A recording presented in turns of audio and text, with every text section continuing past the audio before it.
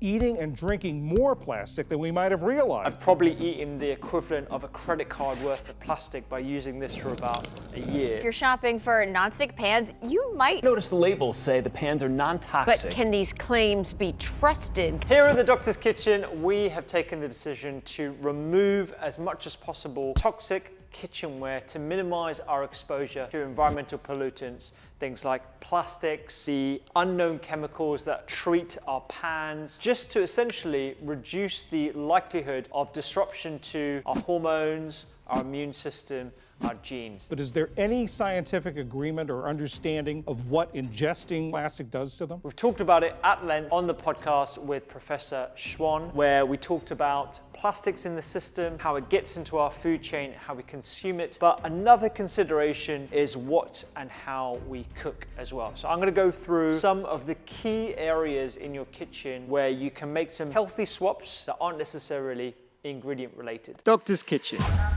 Recipes, health, lifestyle. Let's start with pan. Key materials that are toxic free, that have always been shown to be toxic free, are stainless steel, glass, and ceramic. And so for that reason, that's pretty much all we use when we're in the kitchen. This is a really heavy cast iron style Le Creuset pan. This is coated with a ceramic lining, nothing else. It doesn't have a non-stick coating on it. You'll recognize that because the first time you cook with this, it takes a bit of getting used to. You need to use slightly more oil. You need to reduce the temperature slightly so it doesn't stick to the bottom of the pan. They are really, really easy to clean. As long as they don't chip or anything like that, these will last you a lifetime. This pan cost £35, which is super cheap. This is going to last us ages. We've already used it for about 6 months or so. It looks brand new. It works to treat. Perfect for stews, curries, casseroles. This is actually, I'm not sponsored by any of these brands, Van Casso that I found on Amazon, but there are loads of other brands out there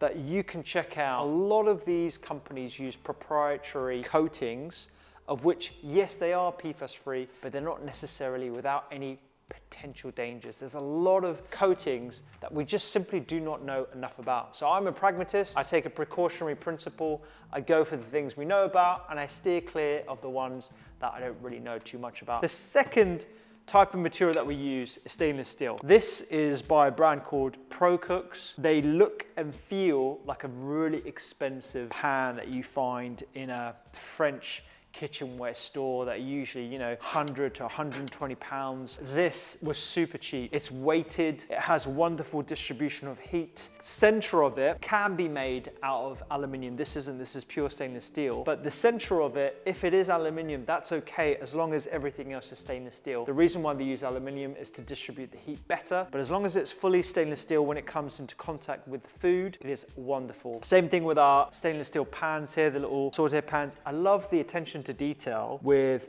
I'm not sponsored by this brand, should be, measurements on the side, so you don't need to constantly be using Pyrex jugs and then measuring out 0.5 litres or 1 litre. You can just put it in by eye and be like, oh yeah, that's 500 mils. The good thing about using these pans is that I can cook with this using this kind of material. Again, this is a stainless steel thing. It does scratch a bit, but even if it scratches, it's totally fine because you're not scratching off a Teflon coating that's going to introduce those toxicities into your food. If you cook with Teflon coated pan once or twice, it really does not matter. I'm not one of those people that want to scaremonger you into steering clear of any kitchen whereby they're using a non-stick coating. Your body can tolerate a lot. But when it comes to the mainstay of how you choose to cook your food, the materials that you put into contact with the food that you eat on a daily basis, try and opt for stainless steel as much as possible. And the other thing that we tend to use when we're cooking in the oven, this is glass, toughened, Pyrex, made in France. These are worth it. This is the original brand. Again, not that expensive. Don't really need to go for a specific brand, but I trust this one. Again, I'm not sponsored by any of these people. It's non-toxic. It will last a lifetime. Pyrex bowls as well. Wonderful, wonderful investments. A very important consideration, making sure you're investing in a good chef's knife. We use a mixture of some Japanese knives. I've got Tog here. But when you're cooking, you're going to be chopping. People have got these boards, and these boards, don't get me wrong, they're light, they're easy to clean and stuff. You can have multiple and you stack them together. There's so many scratches on this, and this is pure plastic. Probably eating the equivalent of a credit card worth of plastic by using this for about a year. Every time you chop on it, you're introducing literally microplastics into your food. So every time like I'm chopping carrots or onions or garlic and I'm chopping, fraying off bits of this plastic chopping board into my food and consuming it. There is a lot more evidence to come out about the true impact of plastics on our immune health, oxidative stress. But even there was a recent paper that came out looking at genotoxicity. So this is the impact of the materials that you find in commonly used plastics, including plastic water bottles, and how they can have a detrimental impact on the replication of our genes via disrupting DNA. And I feel a pragmatic decision is to invest in something that is going to last again a lifetime. We use 100% wood, bamboo, and if you're scared about using wood and introducing microbes into the fiber of the wood, you can use things like marble for meats and fishes. The way you want to take care of your wooden boards, you don't want to ever submerge them. You want to just wipe them down with an antibacterial wipe and a cloth or whatever. But you also want to apply a little bit of oil to the wood as well, or some sort of fat. Another thing that we do quite commonly in our kitchen, we store things. If you put things into a plastic container and then you put that in the microwave and you heat up the plastics, those plastics become more readily absorbable into the food. And I'm not saying doing it once or twice is going to have any measurable impact on your health whatsoever, but if it becomes a commonality, a common feature of your day-to-day, there's some concerns there. If you have the opportunity to invest in glassware that is going to lessen your body burden, because this is all about reducing overall burden of these plastics and other unnatural materials that lurk in our kitchens, then I would do it. And this is one of the ways. So this is glass, but we'll notice it's got a plastic cover. I don't think there's any issue with that cover at all. This goes in the fridge, goes in the freezer. It doesn't really come into contact with the food. These glass Tupperwares are great. Again, you can find them online. Dare I say it, Jeff Bezos' shop has got plenty of these. Go find yourself one of those. Whenever you're mixing, there are plastic mixing bowls out there. Don't buy those. These stainless steel mixing bowls, these are really good for mise en place. You don't need plastic for these. You got your trash and your treasure. So if I'm chopping up a carrot, like the end of the carrot will go in there, but any peelings will go in there, and as long as they're washed, they'll go into my stock. The other thing that we do, other than mise en place, other than mixing in these bowls, is we grind. We blend. We put spices that we've just toasted in a little pan into a spice grinder. This is how you get maximum flavor. This is how you get that beautiful wealth of aroma from just a couple of teaspoons. Really commonly found in Indian households. If you go into, if you're Indian or South Asian, Sri Lankan, you know what I'm talking about. Go into your grandma's or your mother's kitchen, you'll find one of these. These are wonderful. They're stainless steel. They've got a little chopper inside that you can take them off the main base and then wash them. They're really easy to wash. This bit is made out of plastic because it needs to be, but there are some ones that are fully made out of stainless steel. And when you're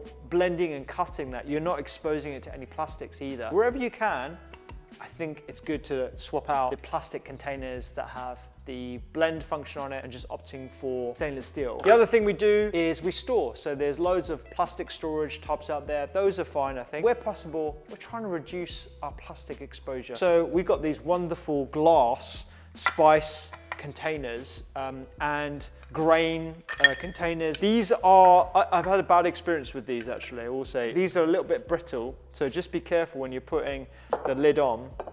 And don't slam it on like I did, because it will shatter the glass. But these are great, airtight. You can store these. These will last for months and months. We love these, and the good thing about them is that because these are square, you can stack them. Most of these containers are circular. No one's had the thought process behind making them rectangular so you can stack them.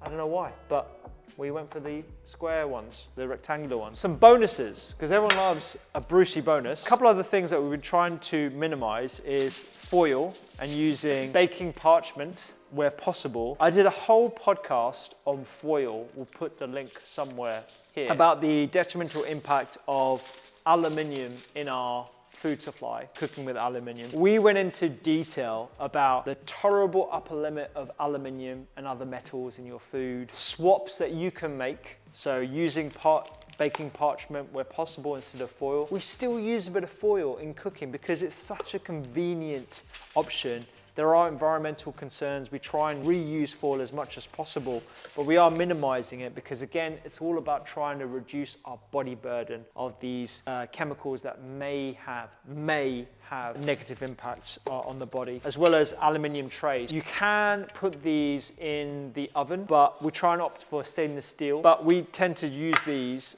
when preparing food and just putting some parchment on it and then leaving something to dry, for example. These are very useful, but aluminium is less of a go than stainless steel. There are lots of sources of aluminium in the diet, from foods, as well as from personal care products, makeup. There are a lot of ways in which aluminium can sneak into your bodily system. The thing that we discussed was you do have a tolerable upper limit, so you can tolerate quite a bit. Most of the aluminium is excreted through the digestive tract, so you don't need to worry about it too much. But it is feasible that if you're using a ton of foil and a ton of makeup products that have aluminium in, that can put you at risk of the negative effects of aluminium. And if you want to learn more about that, I'll check out that podcast that I did. The last thing, the last bonus, is cleaning products. So this was news to me. A lot of the typical scourers that you have lots of plastics in them. It's weird when you think about all the different sorts of plastics. I probably wouldn't have picked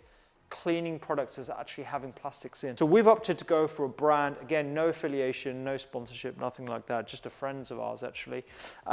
There's a brand called Seep, S-E-E-P, and they use completely plastic-free products, bamboo, natural materials, all that kind of good stuff that we like. They use this all-purpose cloth that doesn't have microplastic fibers. I had no idea. Lots of these jiffy cloths and stuff, we call them jiffy cloths in the UK, I don't know what the Americans call them. Lots of jiffy cloths have plastic running through them. These don't have any plastic in.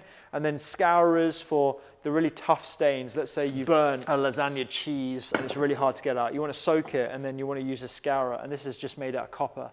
So we just scour it and stuff, and there's no plastics being involved and no plastics being introduced into your materials either. This is the kind of stuff that we are trying to use more of. Do I still use non-stick pans? Absolutely. I still use them to make pancakes, because if you've ever tried making a pancake in a stainless steel pan, unless you're Gordon Ramsay, this is really, really hard to do. So I will still use non-stick pans where appropriate for making a galette or a crepe or something that involves a lot of skill or a lot more butter than I actually want to use. Then I will still use a non-stick pan. But for the majority of the time, I'm going to be using stainless steel, glass, ceramic, bamboo, and parchment paper where possible. I hope you've enjoyed that. Let me know if I've missed anything. If you're like, oh, dude, you've got some plastic here. Have you thought about that? Let me know. I want to know in the comments. For now, I hope this has inspired you to look at your own kitchens and see if you can remove things and add some things as well.